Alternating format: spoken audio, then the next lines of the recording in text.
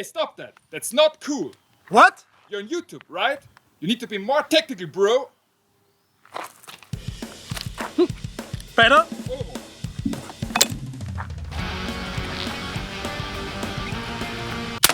Now roll on the floor. Why? Because all cool YouTubers do it.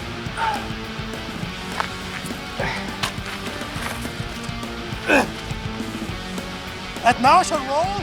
Yes, do it.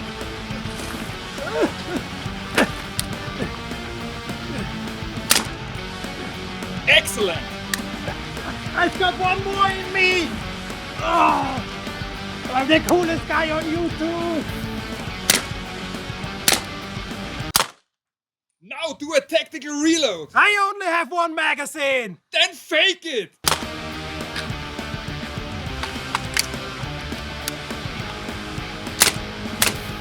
Now pretend to shoot people. Are you serious? Yes, it's super fun. Pang, pang! Oh, the bad guy just went down! That's not what I meant. You're fired. Ah. Hello, lads, gents, ladies, enjoyers of my fake Austrian accent and excellent Gunfluencer parodies. Don't be worried too much. My body isn't fired, because it doesn't get paid anyway. Oh, don't you give me that stink eye. I am not getting paid either. I'm the one who pays. I'm paying for my firearms, I'm paying for the ammo, I'm paying for the shooting range, and boy, this gun isn't cheap. This is the Tula VSS. It's a semi-auto version of the infamous VSS Vintorez rifle. Tula is a Russian company as well as Mollard, and Mollard also makes a semi-auto version of the VSS. Depending on who you ask, the Mollard is either better or worse than the Tula VSS. Unfortunately, I just have the Tula VSS here, so no second Mollard hiding behind my back, so I can't argue against or for the argument of if Tula or Mollard makes the better semi-auto VSS. In Russia, this rifle costs you about $1,300, but in Austria, it's an eye-watering €6,500 for an unsuppressed rifle. Oh, and don't get me started on the ammo there. 9 at 39mm ammo subsonic costs in Austria €5 per bang. So that's a lot of money. You might think though, hey, wait a minute. What was that at the beginning of the video? Wasn't it a suppressed rifle? Was it all special effects? Is this a lie? Is Gary the cake? Well, no, but I might as well anyway. Here's the secret about this VSS. Usually the semi-auto version has a barrel that goes way to the top of the suppressor. That means that this suppressor is just a barrel cover. But even though the barrel goes right to the top of here, the suppressor has baffles. The barrel goes through the baffles all to the top of the suppressor. What does that mean? In Austrian law, that means that this is a suppressed gun, even though it's not suppressed. It is a suppressed gun because it has baffles, but it's not working as a suppressor because of the barrel going right to the top, meaning the gases cannot be trapped in the baffles. That's super weird, because right now in Austria you need a hunting license to buy a suppressed rifle, like this, and even though you buy it, it won't be suppressed. And that brings us to the next step. How did this one get suppressed? That one was modified by Waffenhof Gurtner. They have some very clever tinkerers over there. What they do was they cut down the way too long barrel to the original 7.9-inch barrel length of the military VSS. Also, they replaced these baffles that are not working too well, because just look how big the hole in the middle is, because, you know, the barrel had to go through, with better baffles that actually do work. Well, and the result is a suppressed VSS semi-auto rifle that's as close as you can get to the military version without having a military version. But, I know there's always a but, sorry about that, sorry about that. Usually the 7.9-inch military barrel has bleeding holes. They have holes all over the barrel, and that is to make supersonic bullets fly subsonic.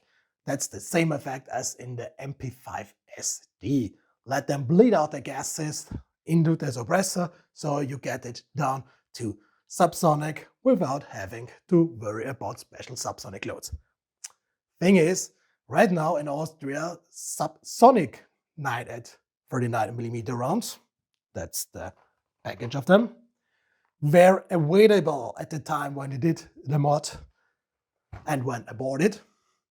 Meaning you don't need to drill the holes because bleeding down subsonic to even lower speeds would be a risk that the projectiles don't have the full energy to leave the barrel, and you don't want that because that means kaboom! And nobody wants to have a kaboom of a 6,500 euro rifle. Would be make a great YouTube video though. No, forget about it. So instead of doing all the work with drilling the holes, etc., having risk of not drilling it properly enough, you're just running subsonic rounds out of it. And that's what I do. Let's have a closer look at the Tula VSS. It has the iconic shape of the original Vintorez rifle. And just like the original Vintorez rifle, it's not that good looking if you're looking at it close. Take the handgun, for example. It has this anti-slippery kind of finish, and it's kind of a little bit of shaky. And it not just doesn't look good, it also doesn't feel good. I mean, it works well for the job. It keeps your hand where it should be, but 6,500 euro for that. The stock is typical laminated wood, and it's rather bright right now. Maybe it needs to get more dirty to have a darker finish. But if I compare it to my 42-year-old Dragunov wood stock, it doesn't look nowhere as nice and cool as the original Dragunov stock.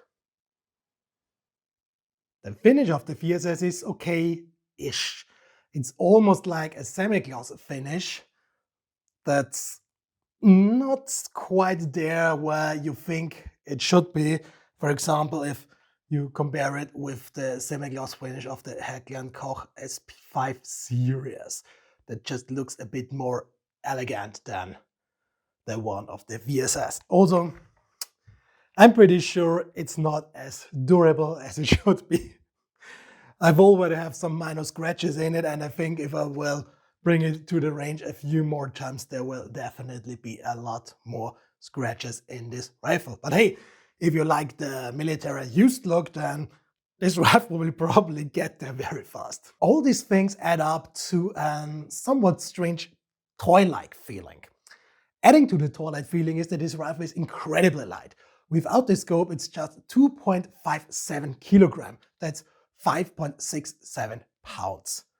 And I cannot help it, but if you're at the range getting your shots dialed in and you're feeling like there's nothing there, it's like, why did I pay so much money for this? It feels like a toy. Well, at least it's not a toy. It's a real VSS. Well, semi-auto VSS at least. The semi-auto VSS are available with a Picatinny rail on top or the original side rail.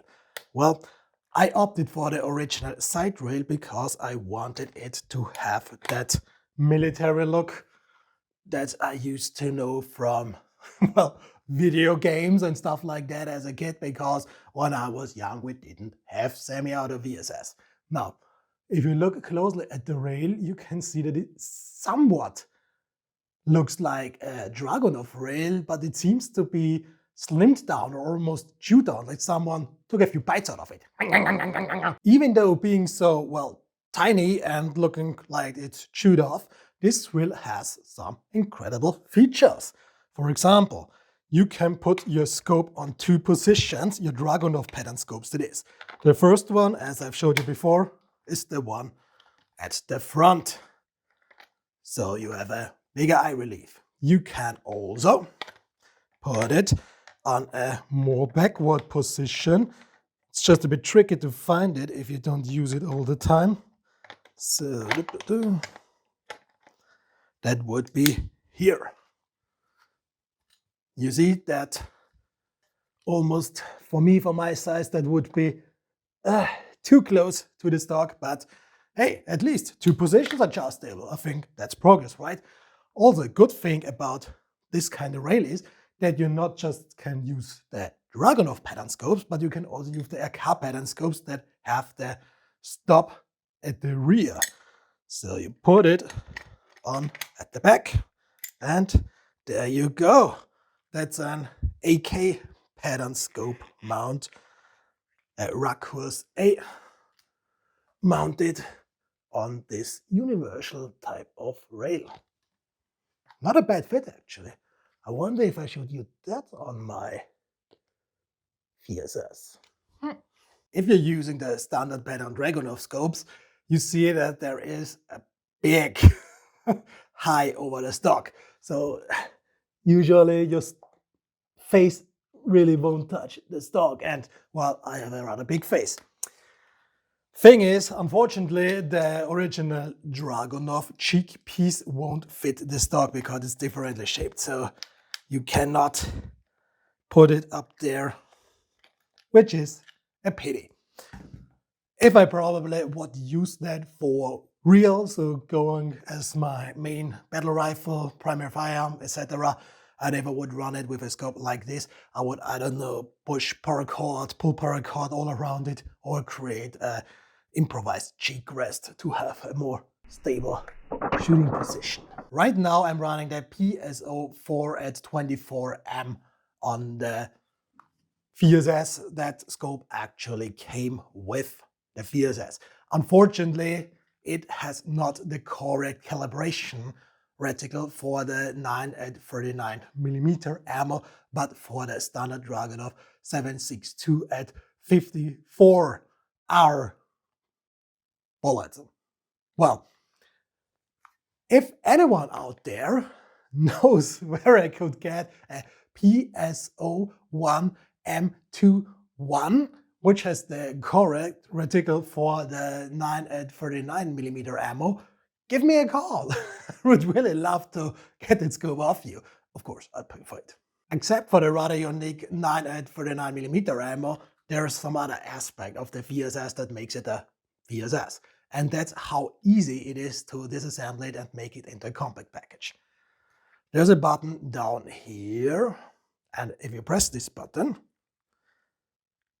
it's a rather stiff press because you don't want that the suppressor actually moves when you're shooting. You can turn the suppressor and take it off. There goes the suppressor. Spring to keep the suppressor in correct position, and it's gone. Now take the scope off, and you can already see that it's a lot more compact, but that's not it. You can also press this button here to take the stock off. And right now you have like a very compact base gun that should fit in a suitcase or briefcase even. And that's not a coincidence, because the VSS Vintorez was originally made for the KGB. Assassin's rifle much? Due to Russian laws, you cannot pull the trigger when the stock is removed. See, nothing is happening. That's probably because they didn't want people to create a pistol by removing the stock, but if you closer look at it, pretty much everyone with a Dremel can deactivate that safety that prevents you from pulling the trigger when the stock is removed. Or if you don't have a Dremel and just a saw, you could always cut down the stock here. So I know it's for law reasons, but it's kind of useless if you know someone who has a saw. Now let's have a closer look at the controls of the VSS. The magazine release is shaped a bit differently than on AKs and in a Dragunov. You can see that it takes this turn towards the trigger. If you are used to reloading like that, it still works, but it's a tiny bit harder than you would be used on having it from an AK. Good thing is though that it's more to the back. It's easier to use your finger here to press it forward and remove the magazine. Besides the different shape, the magazine release works pretty much as every other AK and Dragunov magazine, and the magazines that are unique to the 9 at 39mm also work the same. You put it in, hook them in first, and rock and lock in the bottom. So again, like an AK, you can see the tab here. Hook them in first, rock them to the bottom, and the magazine sits where it should sit. Speaking about the magazine, this one holds 10 rounds, just like the true VSS Vintorez. And just like the true VSS Vintorez, the semi-auto version can also use 20 and 30 round magazines. Unfortunately, neither 10 round, 20 round, nor 30 round magazines for the VSS are available in Europe right now, which is really bad because that's the only magazine I have for my VSS right now. So again, if you're out there and if you say, hey, I have some VSS spare magazines to sell, and if you live in the EU, please feel free to contact me. I could really use some more 10 round or 20 or 30 round magazines for my VSS. Back to the controls. The left side is pretty much free of any controls. There is just nothing there. With the real VSS, there would be a fire selector around this position to switch from semi to full auto. This is a semi-auto only version, therefore no need for a selector lever. On the right side, you will find your usual AK controls, and that is the safety. This is just the one position safety because, again, semi-auto, and because even on the real VSS, the fire selector would be on the other side. So that's actually accurate. Also, as usual, as you will find it with any AKs, the bolt lever is directly connected to the bolt carrier. And just like on the case, if you have the fire selector on safety, you cannot pull the bolt the full way back. You can use this safety measure to actually make a chamber check without risking that one of the bullets that's already loaded in the chamber will fly out. Also, just like an AK, the VSS doesn't have a last round bolt hold open feature. And that means you better count your shots so you know when you have made the 10th shot and you're out of and should reload. Well, because there is no bolt hold open feature, of course there is no lever to release or lock in the bolt at the back. And speaking of the bolt, even that one has this toy-ish like feeling. It's not even a shrunk down Dragunov bolt, it's a shrunk down AK bolt. It's really hard to describe, but it's filmy, it's lighter, the lever is smaller. So everyone's saying that the VSS is a baby Dragunov. Actually, it's more like a mini AK. And the somewhat weird thing about that is that the bullet, the 9 at 39, is just an opened up 7.62 at 39. So here's your standard AK bullet, the 7.62 at 39, and here is the 9 at 39. You can see same height, they are just opened up to accommodate the heavier projectile. And still, even though this looks fatter and almost more manlier than the 7.62, the VSS is like a shrunken AK in so many kinds of ways. The VSS has a linear hammer, and if you remove the top cover, you can see it work. So let me show you that. Going up. See that here? That's the linear hammer. Cock it. And there you go. Once again, look at the linear hammer. Weird, right? But this weirdness has some very interesting benefit, and that's a 1.2 kilogram trigger pull.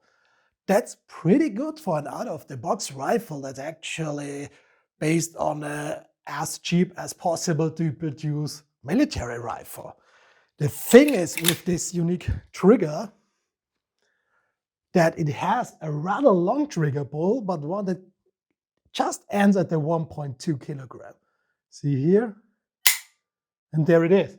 There is nothing in between that would stop it. You just go and there it is.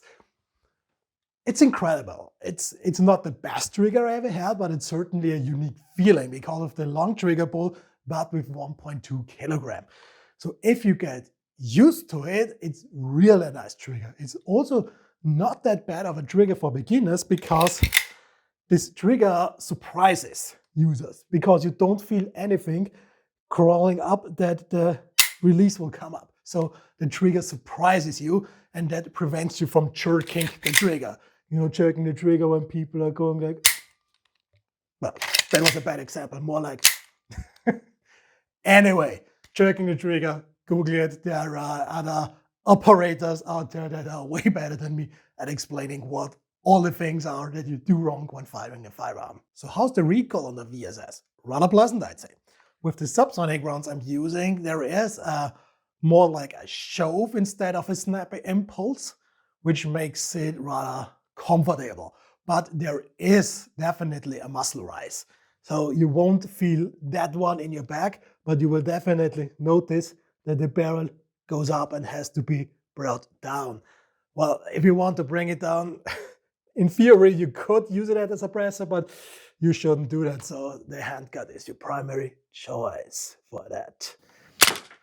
One reason why the kick up is rather noticeable is if you look at the impulse, if you look at the way the impulse will take. The bolt moves in here from the back there, and this means the axis goes here above the stock and not into your shoulder. So with the recoil impulse going up here, but the stock being down here, it will always try to get more to the top instead of back into the shoulder. The accuracy, on the other hand, is not pleasant. Well, that's a usual 3-round group with the VSS. So I usually placing 2 very good together, and I have 1 flyer. I cut this target out so you can see what the combat accuracy would be. Keep in mind, this one is not in a block or something like that. This one is shot from the shoulder with a sandbag at the front to rest it with the 4x24 amperes or 1 scope. So once again, this would be the groups. Usually I have 1 flyer. Oh, and I just shoot 3 shots because, did I mention that the ammo is €5 per round? So I have to keep it slow and steady with my ammo reserves, because also if the ammo is gone, there's a high chance they won't come back too soon because, you know, international politics, stuff going on like that. Anyway, that's the group. Here, for example, combat accuracy. There you go. Yes, that's not okay for a rifle that costs €6,500, but you have to remind what it is. This is from a 7.9 inch barrel, and 7.9 inch, that's shorter than your typical MP5 standard variant. So the MP5 here has a longer barrel than a VSS here. And also, it's those Russian civilian subsonic rounds. So who knows if those are made to be super accurate. And to be honest, a radius like this is probably the same that I would get from my non-Hägglund Koch MP5 variants at 100 meter. Also, the thing to keep in mind is that the VSS wasn't made to be a silenced AK variant, so this one is not supposed to replace this one. This one is kind of supposed to be this one. This is a standard 9 at 19, 9mm NATO, if you will, or Parabellum, or whatever you would call it, versus the 9 at 39mm. This is a subsonic round, this is a subsonic round too. So this one was made to deliver a silent oomph that has much more power than this one. And that's what it do. Speaking of what it do, the projectile of this one is 278 grains. The projectile of a standard NATO 9mm subsonic is 147 grains. So that's like 90% more in here than in here. So yeah, at 100 meter, this will definitely make much more ouchy than this one. A literal downer about using the 9 and 39mm oomph round, I like to call it now, is that they go down rather fast. Even though the effective range of this rifle is supposed to be 400 meters, that would be like whoop, mortaring it almost into the target. When I was zeroing this rifle at 100 meters, I could see them hit the ground before reaching the backdrop bullet wall at 320 meters. So they go down really fast. So again, if you want to use it at longer distance, you will probably have to hold over a lot. And even from 50 to 100 meters, there is already a 9 centimeter drop. So that's about like this, just from 50 to 100 meters. But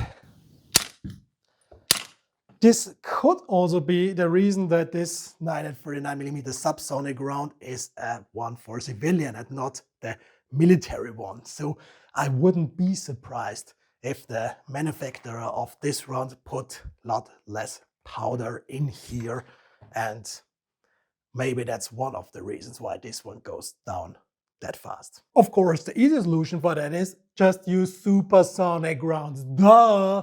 Well, yeah, I could use supersonic rounds, but I like my guns quiet.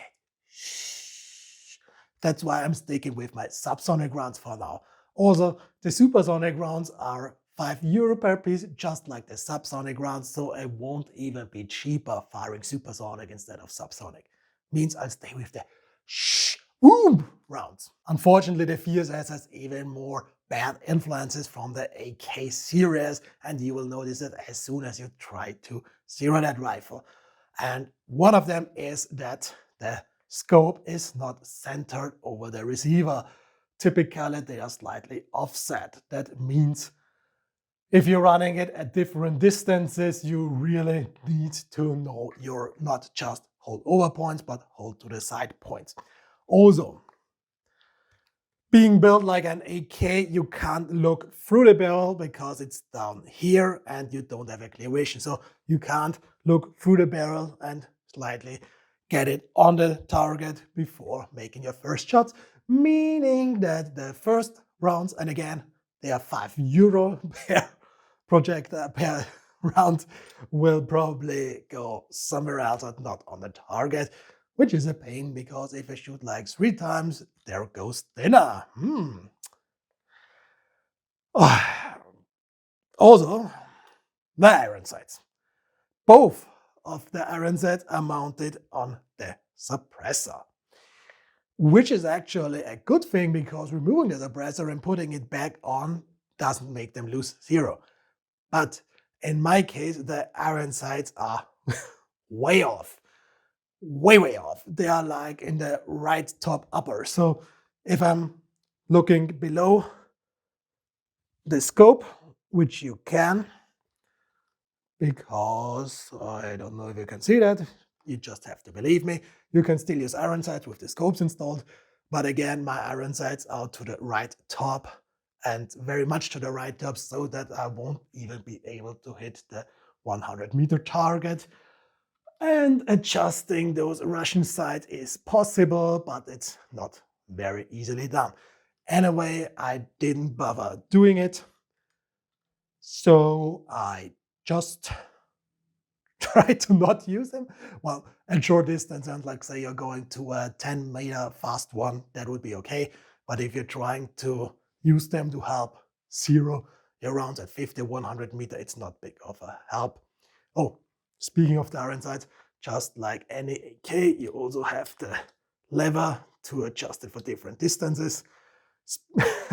I told you before, you have to mortar your rounds in if you're going for further ranges. That would be the longest range that's on the side. It's 420 meters. And if you look at it, that would be the angle you have to put your barrel at to hit a target at 420 meters. So yeah, mortaring. Of course, the whole point of the VSS to have quiet shots, and quiet it is with using subsonic rounds and a working suppressor.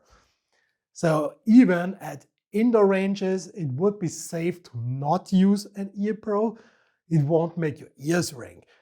But anyway, always wear ear and eye pro. On the outside, not using ear pro, of course, also works. It will not damage your hearing, but again, always wear ear pro. Oh, and as usual with suppressors, the first round will always be a bit louder than the second round. So the first round is kind of snappy. It's not that it makes your ears ring, but it is kind of snappy. But the following rounds of the magazine will be a nice and more like a puck instead of the ping. Anyway, still always wear ear pro and eye pro.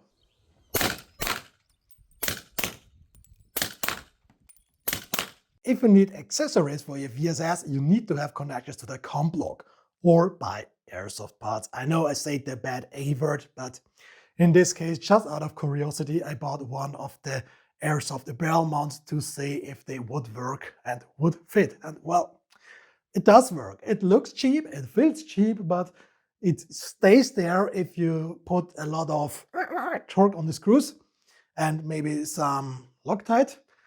I wouldn't trust it with mounting a laser, so maybe just go for a bipod or a flashlight or a retro surefire light if you want. So it should work like this. Well, that's kind of stupid, but I like it. Let's sum things up. The Tula VSS is a most curious firearm. That's because it's super fun, but at the same time, it's super overpriced. If at least the ammo would be cheaper, then it would be a very nice plinging gun. Or maybe it could even be a nice home defense gun if you want to dish out some serious oomph without making your ears ring. But at the current state, without spare parts being available, without magazines being available, without accessories being available, with ammo being probably not available after I've shot all the ones that I bought when I bought this rifle, this is just a collector's item. A serious, expensive collector's item if you don't buy directly in Russia, where it's just a fraction of the price that it's here. But you know what it's all worth is when you hand someone at a shooting range a VSS and they shoot a few shots and you just see the smiles.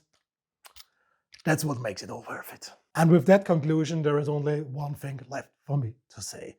Well, until we see you again, ladies and gentlemen and ladies, have a good time. Bye-bye.